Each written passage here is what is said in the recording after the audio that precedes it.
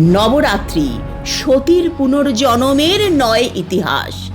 প্রজাপতি দক্ষ সতীর পিতা শিবকে জামাইকে প্রচণ্ডভাবে অপমান করতেন, তাই যজ্ঞে তাকে ডাকেওনি। সতী শুনলেন বাবার বাড়িতে বড় যজ্ঞ হচ্ছেন, ভাবলেন আমি তো কন্যা, বিনা নিমন্ত্রণেই আমি সেখানে হাজির হয়ে যাব। শিব নিষেধ করেছিলেন, কিন্তু তা সত্ত্বেও সতী সেখানে উপস্থিত হয়ে দেখলেন শিবের জন্য না আছে কোনো আসন, আর সবাই মিলে শিবকে ব্যঙ্গ করছে। প্রিয়তম স্বামীর এই অপমান সহ্য করতে না পেরে মা সতী অগ্নিকুণ্ডে প্রবেশ করেন। শিব সেটা শুনে বীরভদ্র ভৈরব রূপে প্রজাপতি দক্ষের যজ্ঞ বিনষ্ট করে দিয়েছিলেন। সতীর এই বলিদানের থেকেই বলা হয় নবরাত্রি 9টা রূপে সৃষ্টি হয়। এই সতী আবার পুনর্জন্ম নিয়ে পার্বতী রূপে আসেন ভগবান শিবের সাথে মিলিত হওয়ার জন্য।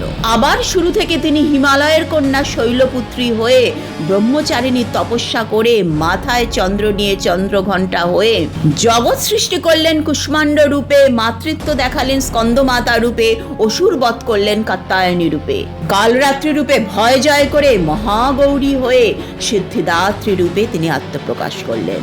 আচ্ছা, শিবের বারণ করা সত্ত্বেও বাবার বাড়ি মনে করে সতীর সেখানে যাওয়া ঠিক না ভুল ছিল? কমেন্ট করো।